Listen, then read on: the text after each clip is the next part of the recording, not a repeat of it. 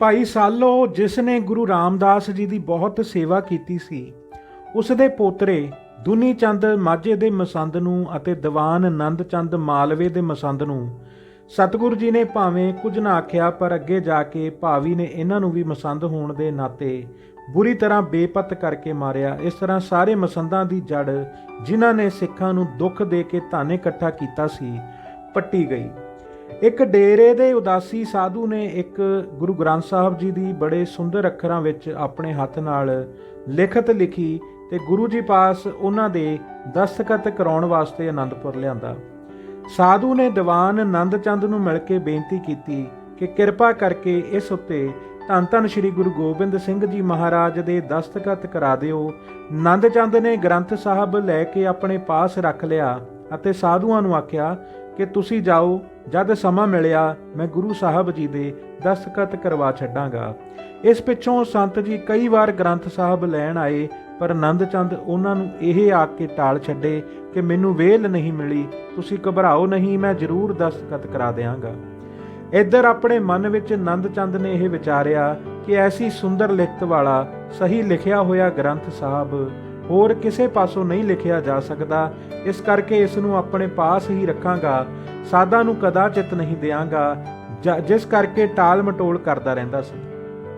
ਜਦ ਇਸ ਤਰ੍ਹਾਂ ਹੀ 6 ਮਹੀਨੇ ਬਤੀਤ ਹੋ ਗਏ ਤਾਂ ਇੱਕ ਦਿਨ ਸਾਧੂਆਂ ਨੇ ਆਣ ਕੇ ਕੁਝ ਜ਼ੋਰਦਾਰ ਸ਼ਬਦਾਂ ਵਿੱਚ ਆਖਿਆ ਤਾਂ ਨੰਦ ਚੰਦ ਨੇ ਕਿਹਾ, ਤੁਸੀਂ ਹੋਰ ਲਿਖ ਲਵੋ, ਇਸ ਦੀ ਲਾਗਤ ਦੇ ਪੈਸੇ ਮੇਰੇ ਪਾਸੋਂ ਲੈ ਲਵੋ ਤੇ ਚਲੇ ਜਾਵੋ। ਜੇ ਨਹੀਂ ਜਾਓਗੇ ਤਾਂ ਮੈਂ ਤੁਹਾਨੂੰ ਧੱਕੇ ਮਾਰ ਕੇ ਇੱਥੋਂ ਕੱਢ ਦਿਆਂਗਾ ਤਥਾ ਮਰਵਾ ਦਿਆਂਗਾ। ਸਾਧੂ ਵਿਚਾਰਾ ਚੁੱਪ ਕਰਕੇ ਬਾਹਰ ਚਲਿਆ ਗਿਆ ਤੇ ਜਦ ਗੁਰੂ ਸ਼ਿਕਾਰ ਖੇਡਣ ਵਾਸਤੇ ਬਾਹਰ ਨਿਕਲੇ ਤਾਂ ਉਸਨੇ ਆਪਣੀ ਸਾਰੀ ਵਿਥਿਆ ਆਪ ਜੀ ਨੂੰ ਸੁਣਾਈ। ਸਾਧੂ ਦੀ ਵਿਥਿਆ ਸੁਣ ਕੇ ਸਤਿਗੁਰੂ ਜੀ ਨੇ ਤੁਰੰਤ ਹੀ ਨੰਦ ਚੰਦ ਨੂੰ ਬੁਲਾ ਕੇ ਆਖਿਆ ਕਿ ਇਹਨਾਂ ਨੂੰ ਸ੍ਰੀ ਗ੍ਰੰਥ ਸਾਹਿਬ ਦੇ ਦਿਓ, ਪਰ ਨੰਦ ਚੰਦ ਨੇ ਫੇਰ ਘਰ ਆਣ ਕੇ ਸਾਧਾਂ ਨੂੰ ਡਰਾਇਆ ਕਿ ਜੇ ਭਲਾ ਚਾਹੁੰਦੇ ਹੋ ਤਾਂ ਇੱਥੋਂ ਭੱਜ ਜਾਓ, ਅਤੇ ਜੇ ਫਿਰ ਗੁਰੂ ਜੀ ਪਾਸ ਸ਼ਿਕਾਇਤ ਕਰੋਗੇ ਤਾਂ ਕੈਦ ਵਿੱਚ ਪੈ ਜਾਓਗੇ, ਜਿਸ ਤੋਂ ਛੁੱਟਣਾ ਤੁਹਾਨੂੰ ਔਖਾ ਹੋ ਜਾਏਗਾ। ਨੰਦ ਚੰਦ ਨੇ ਇਸ ਤਰ੍ਹਾਂ ਦੇ ਡਰਾਵੇ ਦੇ ਕੇ ਅਤੇ ਧੱਕੇ ਮਾਰ ਕੇ ਸਾਧੂਆਂ ਨੂੰ ਬਾਹਰ ਕੱਢ ਦਿੱਤਾ। ਸਾਧੂ ਬੜੇ ਦੁਖੀ ਹੋ ਕੇ ਫੇਰ ਕੁਝ ਸਮੇਂ ਉਪਰੰਤ ਸਤਿਗੁਰੂ ਜੀ ਨੂੰ ਸ਼ਿਕਾਰ ਚੜ੍ਹਨ ਸਮੇਂ ਹੀ ਮਿਲੇ ਅਤੇ ਦੱਸਿਆ ਕਿ ਨੰਦ ਚੰਦ ਨੇ ਸਾਨੂੰ ਗ੍ਰੰਥ ਸਾਹਿਬ ਨਹੀਂ ਦਿੱਤਾ, ਉਲਟਾ ਸਾਨੂੰ ਗਾਲਾਂ ਕੱਢੀਆਂ ਤੇ ਧੱਕੇ ਮਰਵਾਏ ਹਨ। ਸਾਧੂਆਂ ਦੀ ਪੁਕਾਰ ਸੁਣ ਕੇ ਸਤਿਗੁਰੂ ਜੀ ਨੇ ਨੰਦ ਚੰਦ ਪਾਸ 2 ਸਿੰਘ ਭੇਜੇ ਅਤੇ ਆਖਿਆ, ਇਹਨਾਂ ਨੂੰ ਗ੍ਰੰਥ ਸਾਹਿਬ ਹੁਣੇ ਹੀ ਦਵਾ ਦਿਓ, ਪਰ ਜੇ ਨੰਦ ਚੰਦ ਦੇਣੋਂ ਨਾ ਕਰੇ ਤਾਂ ਉਸ ਮੂਰਖ ਦਾ ਡੇਰਾ ਲੁੱਟ ਲਵੋ। ਇਉਂ ਹੁਕਮ ਕਰਕੇ ਸਤਿਗੁਰੂ ਜੀ ਤਾਂ ਸ਼ਿਕਾਰ ਨੂੰ ਚਲੇ ਗਏ ਅਤੇ ਸਿੰਘਾਂ ਨੇ ਸਾਧੂਆਂ ਨੂੰ ਨਾਲ ਲੈ ਕੇ ਨੰਦ ਚੰਦ ਨੂੰ ਗੁਰੂ ਜੀ ਦਾ ਹੁਕਮ ਸੁਣਾਇਆ ਕਿ ਇਹਨਾਂ ਨੂੰ ਗ੍ਰੰਥ ਸਾਹਿਬ ਦੇ ਦਿਓ, ਨਹੀਂ ਤਾਂ ਤੁਹਾਡਾ ਡੇਰਾ ਲੁੱਟਿਆ ਜਾਏਗਾ। ਗੁਰੂ ਜੀ ਦਾ ਇਹ ਹੁਕਮ ਸੁਣ ਕੇ ਨੰਦ ਚੰਦ ਨੇ ਬੜੇ ਹੰਕਾਰ ਨਾਲ ਉੱਤਰ ਦਿੱਤਾ ਕਿ ਮੈਂ ਗ੍ਰੰਥ ਨਹੀਂ ਦਿਆਂਗਾ, ਗੁਰੂ ਜੀ ਸਾਡੇ ਬਣਾਏ ਹੀ ਗੁਰੂ ਹਨ, ਜੇ ਅਸੀਂ ਸੰਗਤਾਂ ਨੂੰ ਨਾ ਆਖੀਏ ਤਾਂ ਇਹਨਾਂ ਨੂੰ ਮੰਨੇ ਹੀ ਕੋਈ ਨਾ ਅਤੇ ਨਾ ਹੀ ਕੋਈ ਧਨ ਦੇਵੇ। ਸਿੰਘਾਂ ਨੇ ਨੰਦ ਚੰਦ ਪਾਸੋਂ ਗੁਰੂ ਜੀ ਦੀ ਨਿਰਾਦਰੀ ਦੇ ਇਹ ਬਚਨ ਸੁਣ ਕੇ ਆਖਿਆ, ਅੱਛਾ ਗੁਰੂ ਜੀ ਨੂੰ ਆ ਲੈਣ ਦੇ, ਫੇਰ ਤੇਰੇ ਨਾਲ ਵੀ ਉਹੀ ਗੱਲ ਹੋਵੇਗੀ ਜਿਹੜੀ ਹੋਰ ਹੰਕਾਰੀ ਮਾਇਆਧਾਰੀ ਮਸੰਦਾਂ ਨਾਲ ਬੀਤੀ ਹੈ। ਇਸ ਤਰ੍ਹਾਂ ਆਖ ਕੇ ਸਿੰਘ ਤਾਂ ਆਪਣੇ ਡੇਰੇ ਨੂੰ ਚਲੇ ਗਏ, ਪਰ ਨੰਦ ਚੰਦ ਨੂੰ ਪਿੱਛੋਂ ਬੜਾ ਡਰ ਪੈਦਾ ਹੋ ਗਿਆ ਕਿ ਜਦ ਗੁਰੂ ਜੀ ਮੇਰੀ ਨਿਰਾਦਰੀ ਭਰੇ ਵਾਕ ਸੁਣਨਗੇ ਤਾਂ ਮੈਨੂੰ ਛੱਡਣਗੇ ਨਹੀਂ, ਫੜ ਕੇ ਮਰਵਾ ਦੇਣਗੇ। ਇਹ ਵਿਚਾਰ ਕੇ ਗੁਰੂ ਜੀ ਦੇ ਸ਼ਿਕਾਰ ਤੋਂ ਵਾਪਸ ਆਉਣ ਤੋਂ ਪਹਿਲਾਂ ਹੀ ਆਪਣੇ ਕੁਝ ਯੋਧਿਆਂ ਨਾਲ ਗ੍ਰੰਥ ਸਾਹਿਬ ਤੇ ਕੁਝ ਹੋਰ ਘਰ ਦਾ ਸਮਾਨ ਲੈ ਕੇ ਸਤਲੁਜ ਲੰਘ ਕੇ ਕਰਤਾਰਪੁਰ ਪਹੁੰਚ ਗਿਆ। ਇੱਥੇ ਕਰਤਾਰਪੁਰ ਨੰਦ ਚੰਦ ਨੇ ਪਹੁੰਚ ਕੇ ਆਪਣਾ ਇੱਕ ਆਦਮੀ ਬਾਬਾ ਧੀਰ ਮੱਲ ਜੀ ਪਾਸ ਭੇਜ ਕੇ ਆਖਿਆ ਕਿ ਮੇਰੇ ਵੱਸ ਵਿੱਚ ਲੱਖਾਂ ਹੀ ਸੰਗਤਾਂ ਹਨ, ਮੈਂ ਉਹਨਾਂ ਸਾਰਿਆਂ ਪਾਸੋਂ ਤੁਹਾਨੂੰ ਗੁਰੂ ਕਰਕੇ ਬਹੁਤ ਧਨ ਭੇਟ ਕਰਵਾਵਾਂਗਾ। ਮੈਂ ਇੱਕ ਛਿਨ ਵਿੱਚ ਜਾਮੇ ਦੀ ਕੰਨੀ ਝਾੜ ਕੇ ਗੁਰੂ ਪੈਦਾ ਕਰ ਸਕਦਾ ਹਾਂ। ਨੰਦ ਚੰਦ ਦੀ ਇਹ ਕਰਨੀ ਸਤਿਗੁਰੂ ਜੀ ਨੇ ਸ਼ਿਕਾਰ ਤੋਂ ਵਾਪਸ ਆਣ ਕੇ ਸੁਣੀ ਤਾਂ ਆਪ ਜੀ ਨੇ ਕਿਹਾ ਕਿ ਜਿਸ ਮੌਤ ਤੋਂ ਡਰਦਾ ਭੱਜਾ ਹੈ ਉਹ ਮੌਤ ਇਸ ਦੇ ਅੱਗੇ ਖੜੀ ਹੈ, ਇਸ ਤੋਂ ਇਹ ਭੱਜ ਕੇ ਬਚ ਨਹੀਂ ਸਕਦਾ ਅਤੇ ਜਿਸ ਗ੍ਰੰਥ ਨੂੰ ਇਹ ਲੈ ਕੇ ਭੱਜਾ ਹੈ ਉਸ ਨੂੰ ਕੋਈ ਨਹੀਂ ਪੜ੍ਹੇਗਾ। ਇਹ ਸ਼ਰਾਪ ਦੇ ਕੇ ਆਪ ਜੀ ਨੇ ਨੰਦ ਚੰਦ ਦਾ ਸਾਰਾ ਡੇਰਾ ਲੁਟਵਾ ਦਿੱਤਾ। ਧੀਰ ਮੱਲ ਜੀ ਨੇ ਨੰਦ ਚੰਦ ਦਾ ਸੁਨੇਹਾ ਸੁਣ ਕੇ ਆਪਣੇ ਨਿਕਟਵਰਤੀ ਮਸੰਦਾਂ ਤੋਂ ਪੁੱਛਿਆ ਕਿ ਇਹ ਗੁਰੂ ਗੋਬਿੰਦ ਸਿੰਘ ਨਾਲ ਗੁੱਸੇ ਹੋ ਕੇ ਆਇਆ ਹੈ, ਇਸ ਨੂੰ ਆਪਣੇ ਪਾਸ ਰੱਖਣਾ ਠੀਕ ਹੈ ਕਿ ਨਹੀਂ।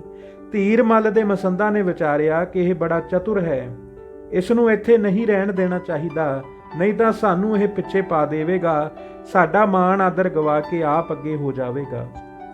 ਇਸ ਕਰਕੇ ਉਹਨਾਂ ਨੇ ਧੀਰਮਲ ਨੂੰ ਆਖਿਆ ਕਿ ਗੁਰੂ ਗੋਬਿੰਦ ਸਿੰਘ ਤੁਹਾਡਾ ਵੈਰੀ ਹੈ, ਇਹ ਉਹਨਾਂ ਦਾ ਵੱਡਾ ਕਾਰਦਾਰ ਦੀਵਾਨ ਹੈ। ਇਹ ਕਿਸੇ ਕਪਟ ਕਰਕੇ ਤੁਹਾਡੇ ਪਾਸ ਆਇਆ ਹੈ। ਜੇ ਇਸ ਨੂੰ ਪਾਸ ਰੱਖੋਗੇ ਤਾਂ ਇਹ ਤੁਹਾਡਾ ਭੇਤ ਲੈ ਕੇ ਤੁਹਾਨੂੰ ਕੋਈ ਨਾ ਕੋਈ ਜ਼ਰੂਰ ਨੁਕਸਾਨ ਪਹੁੰਚਾਏਗਾ ਜਾਂ ਕਰਤਾਰਪੁਰ ਤੋਂ ਹੀ ਤੁਹਾਨੂੰ ਬਾਹਰ ਕੱਢੇਗਾ। ਇਸ ਕਰਕੇ ਜੇ ਚੰਗਾ ਚਾਹੁੰਦੇ ਹੋ ਤਾਂ ਇਸ ਨੂੰ ਮਰਵਾ ਦੇਣ ਨਾਲ ਹੀ ਤੁਹਾਡਾ ਭਲਾ ਹੈ। ਇਸ ਨੇ ਤੁਹਾਡੇ ਅਨੇਕਾਂ ਕੰਮ ਵਿਗਾੜੇ ਹਨ। ਜਿਸ ਨੂੰ ਫੜ ਕੇ ਤੁਸੀਂ ਬਦਲਾ ਲੈਣਾ ਚਾਹੁੰਦੇ ਹੋ ਉਹ ਹੁਣ ਅਚਾਨਕ ਹੀ ਤੁਹਾਡੇ ਕਾਬੂ ਆ ਗਿਆ ਹੈ। ਇਸ ਨੂੰ ਮਰਵਾ ਕੇ ਆਪਣਾ ਬਦਲਾ ਚੁਕਾ ਲਵੋ।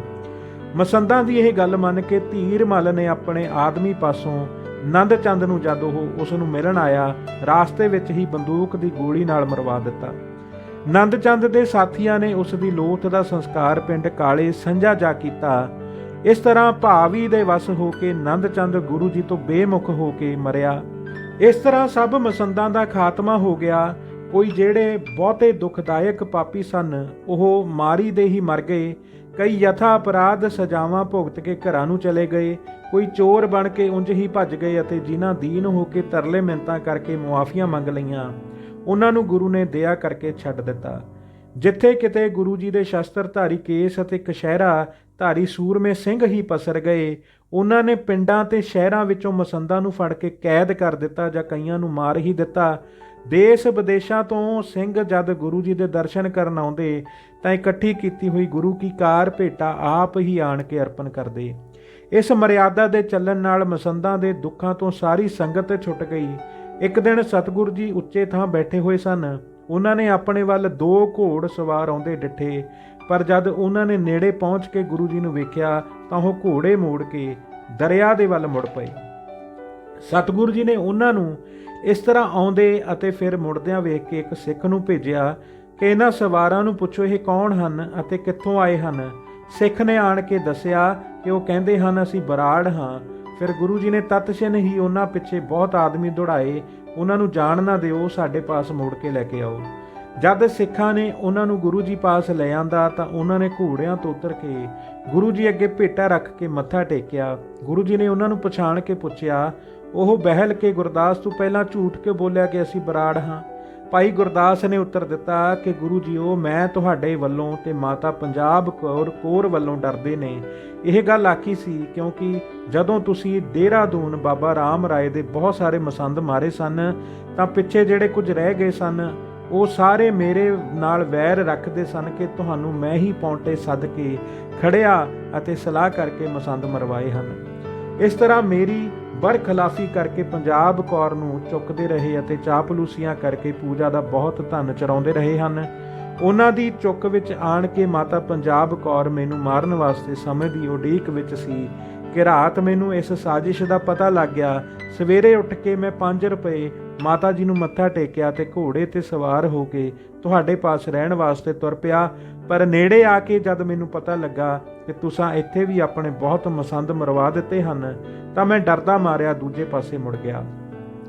ਸਤਿਗੁਰੂ ਜੀ ਨੇ ਇਹ ਵਾਰਤਾ ਸੁਣ ਕੇ ਭਾਈ ਗੁਰਦਾਸ ਨੂੰ ਉਸ ਦੇ ਬਾਬੇ ਬਾਈ ਬਹਿਲੋ ਜੀ ਦੀ ਗੁਰੂ ਘਰ ਨਾਲ ਸ਼ਰਧਾ ਤੇ ਸੇਵਾ ਨੂੰ ਮੁੱਖ ਰੱਖ ਕੇ 2 ਰੁਪਏ ਦਾ ਰੋਜ਼ੀਨਾ ਲਾ ਕੇ ਆਪਣੇ ਪਾਸ ਰੱਖ ਲਿਆ ਸੀ। ਧੰਨ ਧੰਨ ਸ੍ਰੀ ਗੁਰੂ ਗੋਬਿੰਦ ਸਿੰਘ ਜੀ ਮਹਾਰਾਜ। ਵਾਹਿਗੁਰੂ ਜੀ ਕਾ ਖਾਲਸਾ, ਵਾਹਿਗੁਰੂ ਜੀ ਕੀ ਫਤਿਹ।